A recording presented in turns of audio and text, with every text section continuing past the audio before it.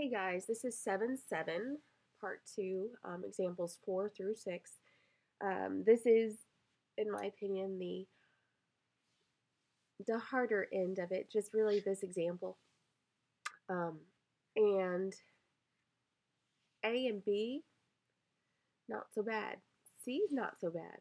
It's D that is going to be the tricky part. And I'm going to do my best to explain it. I've also included a link to a website from Iowa State where I think they show you 3 different examples. They show you with it as ordered pairs, as a graph, and as algebraic. So if my explanation doesn't make sense, maybe theirs will. If that's not good enough, let me know. Um, the Khan Academy really did not do a good example or good job of explaining it in my opinion. So I will be on the hunt for more, and I will post those for you in Schoology. Okay, so let's go ahead and get started. So finding an inverse function. We'll just jump right into our example. Consider the function f of x equals the square root of 2x plus 2. Find the domain and range of f. Okay, so the domain is what our x values can be. We do not want the value underneath the radical symbol to be negative. So therefore, 2x plus 2 has to be greater than 0. If it's not greater than 0, then we have a negative under there, and it would be there would be no real solution. All right, so now we're going to solve this for x. So we're going to subtract 2. 2x is greater than negative 2. Divide by 2. And x has to be greater than negative 1. So that would be the domain of the function. Now for the range, if you think about it, when we take the square root, and we're only going to be taking the principal square root. Principal square root means only the positives. So your range is going to be y is greater than 0. It can't be negative. I guess we could have greater than or equal to on both of these. I apologize for not including that. It should be greater than or equal to on both cases. It can be equal to 0. It just can't be less than 0. Okay, now, finding the inverse. This is going to be a little bit screwy for some of you, but it's really easy. You take your original function and replace the f of x with a y. So that's going to be the first thing we do. Y equals square root of 2x plus 2. Now, here's the trick. You have to interchange the x and the y. So this becomes x equals absolute value of 2y plus 2. Guess what? We want to solve that for y. Therefore, we need to get this by itself. The first thing that's being done is we're taking that square root. So we want to square both sides to undo that. And now we have x squared equals 2y plus 2. Now this looks like easy street, right? So we subtract 2 from both sides. I'm going to continue up here.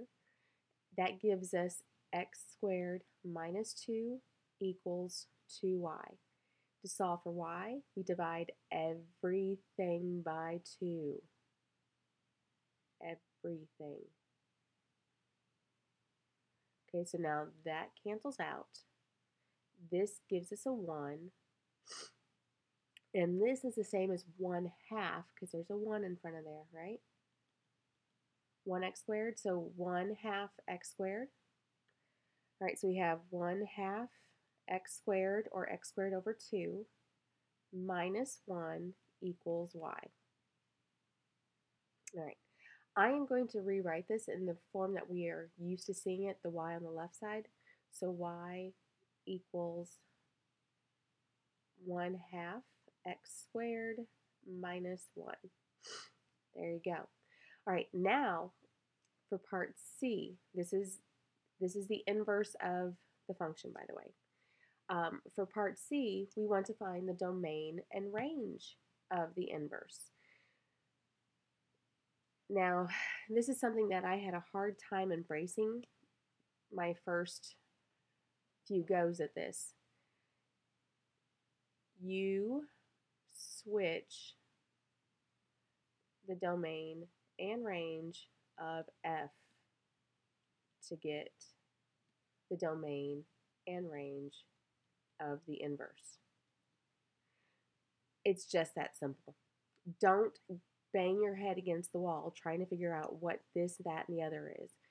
Just look at your original function, the domain and range are there, and your domain is the same as the range of the original function, but of course we're not going to have y there, so we're going to have x is greater than or equal to 0.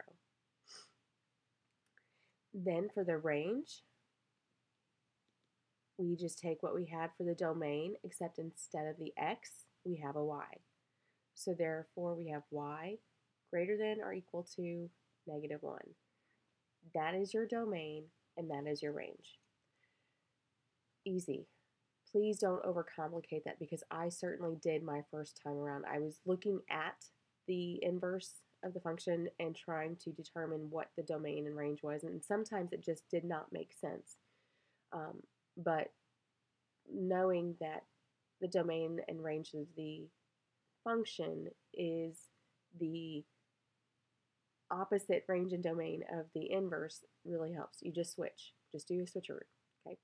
All right. And that's what that red word here is. It says switch, but it doesn't much look like it. All right. Now, here's the part that has been troubling me as far as how is the best way that I can explain this to you. You can see over here in this corner, this is that link to the Iowa University that may hopefully explain it in another way. All right. There's 3 different ways that you can do this, but looking at your inverse, the inverse of the function, which is y equals 1/2 x squared minus 1. For every value of x that I plug in, will I have only one y? Now, under normal circumstances, the answer to this particular equation is no. However, because we have boundaries, x is greater than or equal to 0, so there are no negative x's, the answer to this is yes. Okay, so is f yes because 1 to 1 due to restrictions or due to domain values. Okay, that's horrible spelling. Sorry about that. But that is what that's what it boils down to. Now let me show you graphically. Here we go. Okay, you have y equals, and that I'm going to use 0.5 instead of 1/2. Here's my x squared minus 1, and hit enter. Okay, now graphing this. Okay, so using the vertical line test, this is a function, absolutely, positively, no doubt about it. But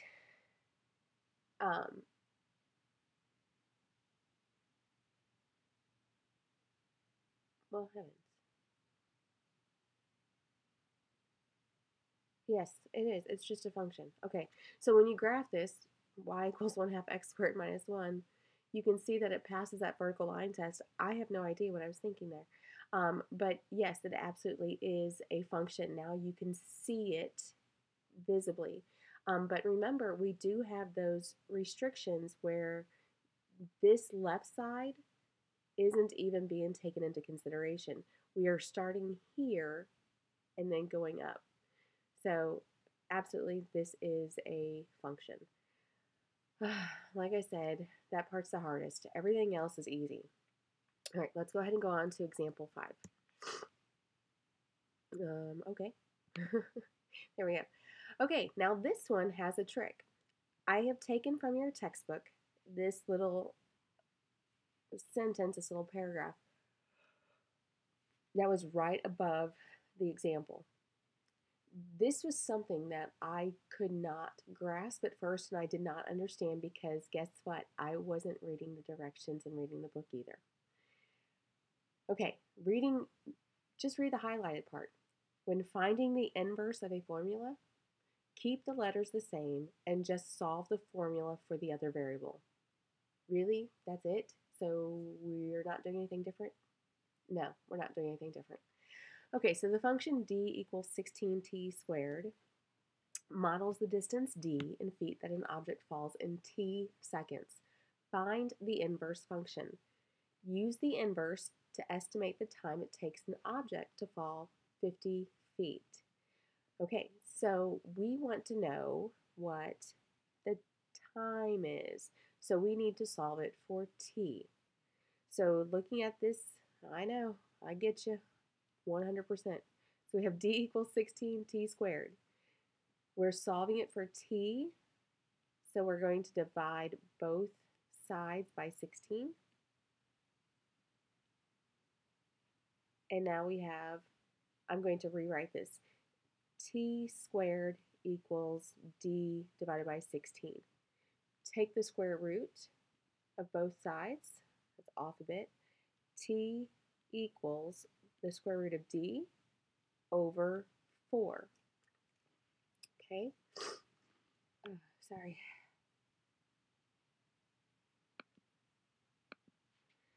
All right, now we want to estimate the time it takes an object to fall 50 feet. So that means I need to substitute in 50 and 50 feet more specifically in for distance because that is our distance. So we're going to put in 50 right there. So now t, t equals the square root of 50 over 4. Because this is a real world situation and if we were explaining this to a boss, he wouldn't want to know square root of 50. He wouldn't even want to know 5 square root of 2. He wants to know what the actual estimation of time would be. So we're going to go ahead and use a calculator and find that estimated time. All right, I need to clear that. We have square root 50 close parentheses divided by 4 and hit enter. 1.7677. So this would be the time it would take, is approximately 1.77, and this would be seconds because that's up here. So, and that shouldn't be equals, it should be approximately. Sorry about that. All right, so it is approximately 1.77 seconds. Don't know why the calculator went away, but I kind of sort of did. All right, so I would round it to the hundredths unless it says otherwise. All right, moving on to the last example, which is the fun example in my opinion. It's the easy one. The composition of inverse functions. If you take the inverse function, the composition of the inverse function and a function, you get just your value of x, whatever you had. Whatever is here, that's what this is. So if you are taking the inverse, using the inverse of a I can't say it right. Anyway, look at this textbook example real quick. The inverse of f of 374. These cancel each other out because they're inverse operations. So we are left with just 374. Voila. And the same with down here. It doesn't matter the order, if it's the function of the inverse function or if it's the inverse function of the function. The order does not matter. So when we're taking a look at this example 6, we don't care two hoots about what this is, really. I promise you we don't. When you look at the inverse of a function of 652, the only thing you need to know is that this is equal to 652. Yes, that's simple. The function of the inverse function of negative square root of 86 is just equal to negative square root of 86. And that's it. Okay. I hope this has helped a little bit. If not, I do believe that my explanation for example 4 especially leaves a lot to be desired. I will do some more research and see if I can break that down to you as easily as I can. All right. Have a great day. See you later.